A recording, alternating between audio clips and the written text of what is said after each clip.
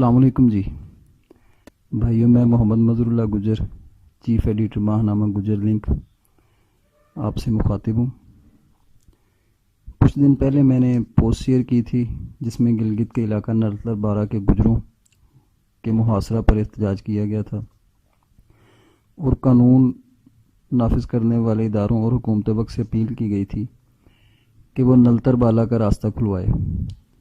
इस पोस्ट का ये असर हुआ कि बहुत से दोस्तों ने इस तरफ तवज्जो की और सोशल मीडिया पर गिलगित के गुजरों से इजहार यकजहती किया,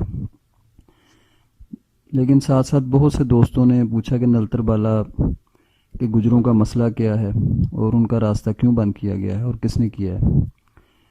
सोचा इस पर एक वीडियो बनाई जाए जिसमें आपको गुजरों की नलतर बाला की वादी की सैर भी करवाई जाए और वहाँ गुजरों के साथ क्या हो रहा है इसके बारे में मालूमात फराहम की जाए।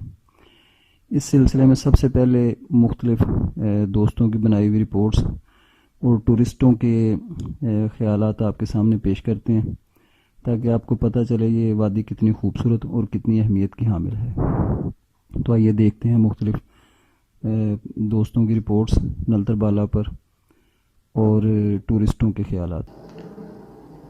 गिलगित से 40 किलोमीटर पर वाक़ वादी नलतर गिलगित बल्तिस्तान का खूबसूरत और हसीन एक सियाती वादी है जहां का आब हवा और कुदरती हुस्न सयाहों को अपनी तरफ खींच लाते हैं। इस वादी में हरे भरे मैदान, जंगल, ग्लेशियर और सतरंगी झील सयाहों को दावत नज़ारा दे रही होती है, जबकि नोमल से नलतर तक सफारी जीप के सफ़र का अपना अलग ही मज़ा है।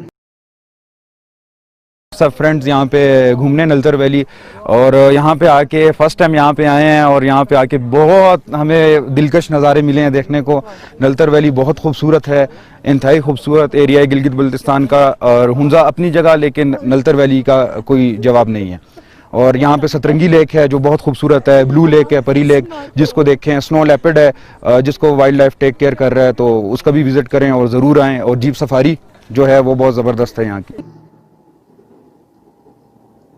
सयाहों का कहना है कि वादी नलतर बहुत ही खूबसूरत और कुदरत का एक तोहफा है। यही वजह है कि सालाना लाखों सयाह इस हसीन वादी का रुख करते हैं। ये नलतर जो है वो बहुत ही खूबसूरत जगह है और यहाँ पर मैं अपने दोस्तों के साथ तफरीह के लिए आई थी। हमने अपने दोस्तों के साथ बहुत ज़्यादा एंजॉय किया और बहुत सी तस्वीरें भी खींची और हम मुख्तलिफ प्यारे प्यारे जगहों पे भी गए। मेरे भाइयों और दोस्तों, ये वादी खूबसूरती के साथ साथ इंतहाई अहमियत की हामिल भी है, जोग्राफी लिहाज से भी और अपना खेलों के लिहाज से भी ये बड़ी अहमियत की हामिल है।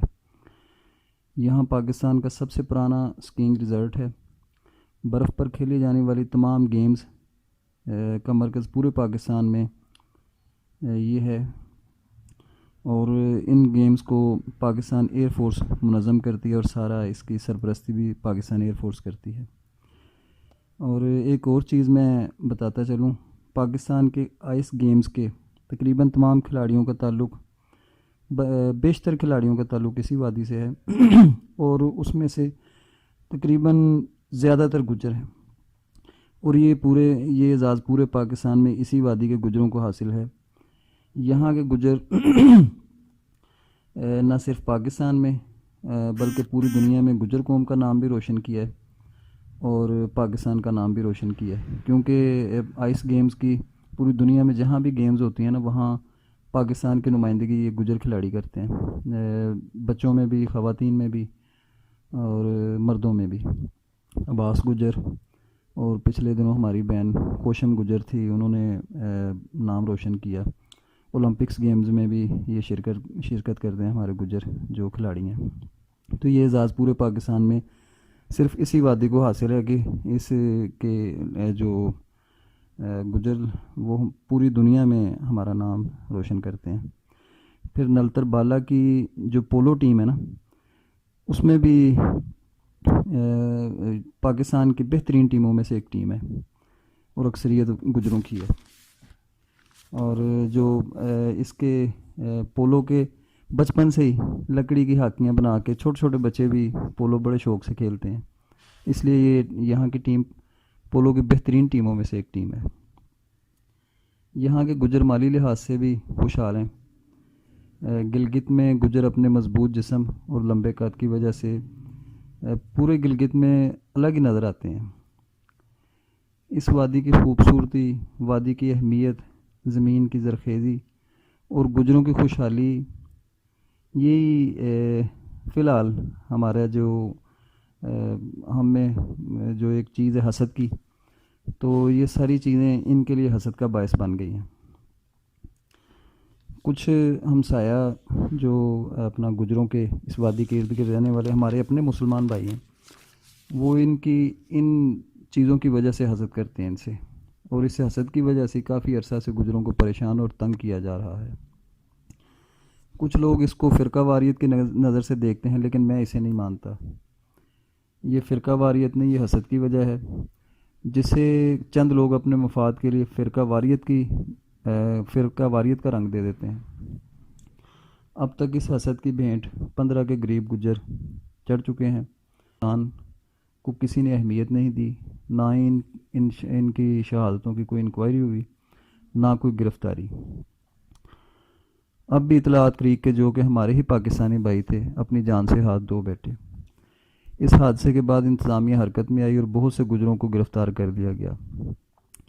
قانون کے اداروں کو حق ہے کہ وہ قانون کی بالادستی کے لیے ہر قسم کی کارروائی کر سکتے ہیں، لیکن کسی بھی پرائیویٹ بندے گروہ کو یہ حق حاصل نہیں کہ وہ قانون اپنے ہاتھ میں لیں اور ہزاروں افراد کا راستہ بند کر دیں۔